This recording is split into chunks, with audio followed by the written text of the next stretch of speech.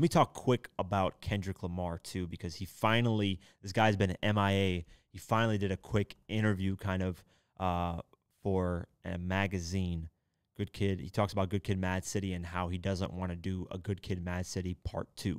So let me find that quick. I totally forgot about this interview. It's very, very dope. Let me find it quick.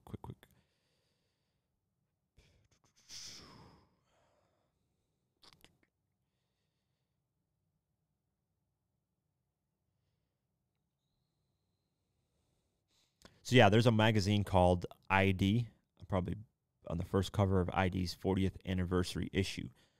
There's Kendrick Lamar and Keem on the cover. And Kendrick's been MIA, so for him to even do this magazine cover, apparently ID just has great connections. So, and he's kind of introducing his protege, which is his 20-year-old cousin, Baby Keem. And while there, he talks about a few things. So, let me see. This is what Kendrick says. This is what the article says. Let's just go over the article. It says, Kendrick Lamar lays relatively low considering his celebrity status. In fact, it's a rare day when he speaks on social media and interviews. But in the cover story for ID magazine, K-Dot pops up to interview. So he's interviewing his 20-year-old cousin and protege, Baby Keem, and makes some interesting revelations along the way. In particular, he alludes to carving out a new sound for his highly anticipated follow-up 27 Pulitzer Prize winning album, Damn.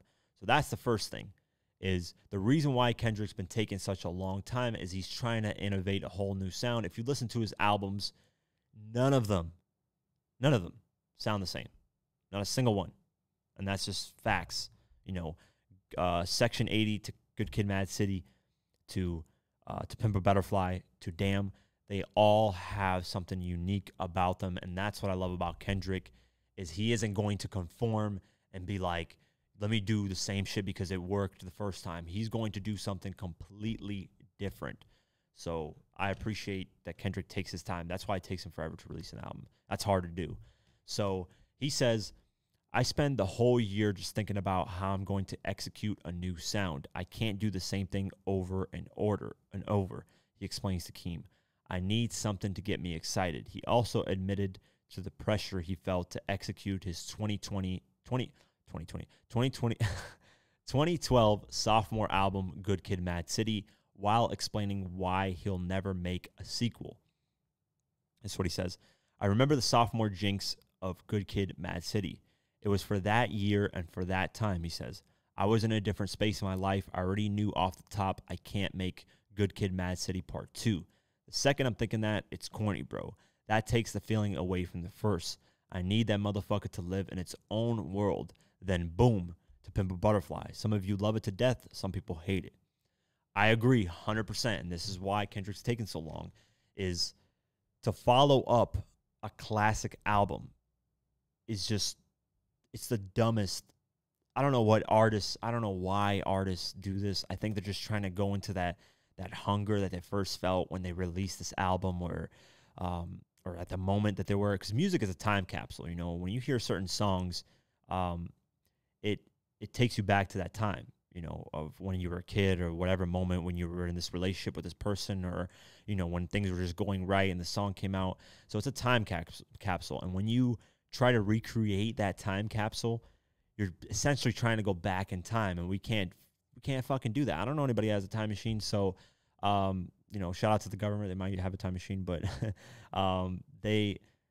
you just can't create it, man. Can't recreate it, and I hate when artists redo that. So yeah, shout out to Kendrick for never thinking of doing that. It is corny. I'm glad he said it's corny, bro. 50, don't ever fucking create Get Rich or Die Trying 2, or I'm gonna shit that album to death. Please don't do it. At one point, he was thinking of doing it. J. Cole, never recreate Born Sinner 2, please. Do not ever recreate that. Eminem, I hate you for creating Marshall Mathers LP 2, even though people will be like, oh, wasn't that bad of an album? Still, it's not as good as the first one. I don't know. Anybody else who recreates albums, just stop fucking doing it. Just live live in the moment, create something new. I personally get bored myself if I'm recreating things. And that's why I kind of got off of the website thing, because my website was doing all right. I could have kept continuing it, but I need new things to kind of keep energy flowing me. That's why I created the podcast too, is something where I can do something different. You know, I'm tired of doing the same things over and over. I get bored quickly if I'm doing the same things over and over. So continuing on, Kendrick drops some wisdom on fame for Keem, who he feels is up next in terms of notoriety. You've got an interesting story, though, he tells Keem. I think a lot of people will relate to it. There's no pressure when you arrive at that place, but when you do it, it's going to give you some real therapy because you'll know how many people you touch. Because of all this shit going on, you've not been able to experience a fan walking over to you telling you, you stopped me from killing myself. It can be emotionally draining as well as rewarding. That's part of the game, your voice for a lot of young people, a lot of older people too.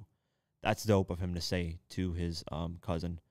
I haven't heard of Baby Keem. I need to check out his music, but yeah, that's what he says in the article. Those were taken. So shout out to Kendrick. I can't wait for the new music.